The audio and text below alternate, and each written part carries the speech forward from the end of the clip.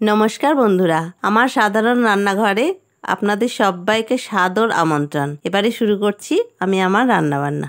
আজকে আমি খুব সুস্বাদু পেঁপের চাটনি নিয়ে হাজির হয়েছি। এই চাটনিটা কিন্তু সবের সঙ্গে খুব ভালো লাগে, ভাত, রুটি, পরোটা, পোলাও, ফ্রাইড রাইস। এবারে আসুন রান্নাটা আমি শুরু করি। পেঁপের চাটনি করার জন্য আমি পেঁপেটা কেটে সেদ্ধ করে নিয়েছি, আর নিয়েছি একটু আদা কুড়িয়ে নিয়েছি, একটু কাজু কিশমিশ লাগছে, আর লেবু নিয়েছি। এছাড়া আমি তো একটু ফোড়নের সর্ষের তেল আর একটু সর্ষে দেবই। পেঁপে চাটনিতে আমি একটা মশলা দেব, সেই মশলার ভিডিওটা আমার করা আছে, আপনারা চাইলে আমার আই বাটনে গিয়ে দেখে নিতে পারেন। সেদ্ধ পেঁপেটা আমি এইভাবে একটু চটকে নেব। এইভাবে করে নিলে চাটনিটা বেশ খেতে ভালো লাগে। একদম হাত দিয়ে আমি চটকাবো না, এইভাবে আমি এটাকে একটু চটকে নেব। পরে আমি একদম সামান্য একটু সর্ষের তেল দিয়েছি, তেলটা আমার গরম হয়ে গেছে। আমি ফোড়নের জন্য দিয়ে দিচ্ছি একটু সর্ষে। সর্ষেটা আমার ভাজা হয়ে গেছে। এবারে আমি যে পেঁপেটা চটকে রেখেছিলাম সেই পেঁপেটা দিয়ে দিই।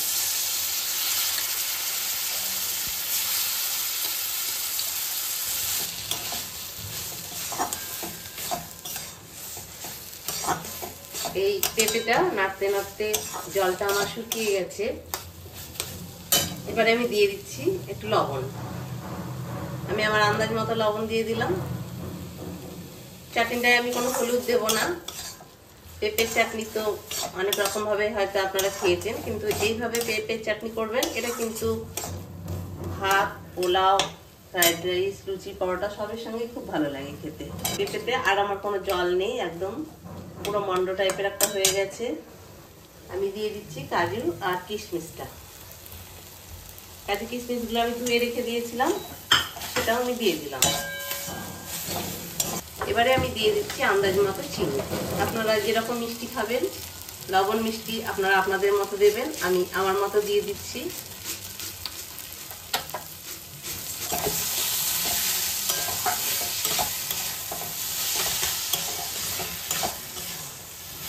এই চাটনিটা দেখতে কিন্তু খুবই সুন্দর হয়, একদম জেলির মতো দেখতে হবে। এটা সবের সঙ্গে খুব ভালো লাগে খেতে। এবার চিনি দিয়ে আমি বেশ কিছুক্ষণ এটাকে ফুটিয়ে নেব। পেঁপের চাটনিটা আমার চিনি দিয়ে নাড়ার পর ঠিক এরকম জেলির মতো চেহারাটা হয়ে গেছে। আমি দিয়ে দিচ্ছি পরিমাণ মতো একটু আদা কুচি। আদা আমি গ্রেট করে রেখেছিলাম, সেটা আমি দিয়ে দিলাম। এখানে আপনারা চাইলে আম আদাও ব্যবহার করতে পারেন, আমি এমনি আদার কুচি ব্যবহার করেছি। এখানে আম আদা দিলেও কিন্তু এটা খেতে খুব ভালো হয়। আমি আদা দিয়ে দিলাম, আর আমি দিয়ে দিচ্ছি আমি যে চাটনি মশলার ভিডিওটা এর আগে আপনাদের করে দেখিয়েছি, সেই চাটনি মশলাটাও আমি দিয়ে দিচ্ছি। এবার আমি এটাকে কড়াই থেকে নামিয়ে নেব। আমি সব শেষে দিয়ে দিচ্ছি আমি যে লেবুটা দেখিয়েছিলাম, সেই লেবুটার আমি রস করে নিয়েছি, সেই রসটা আমি এবার দিয়ে দেব। আপনারা যে যেরকম টক খাবেন সেই রকম হিসেবেই লেবুর রসটা দিয়ে দেবেন। লেবুর রসটা দিয়ে আমি মিশিয়ে নেব একটু। এই ক্ষেত্রে টকটা যে যেরকম খেতে পছন্দ করেন সেই রকম হিসেবে লেবুর রসটা মিশিয়ে দিলেই হয়ে যাবে। এই চাটনিটা কিন্তু খেতে খুবই ভালো হয়।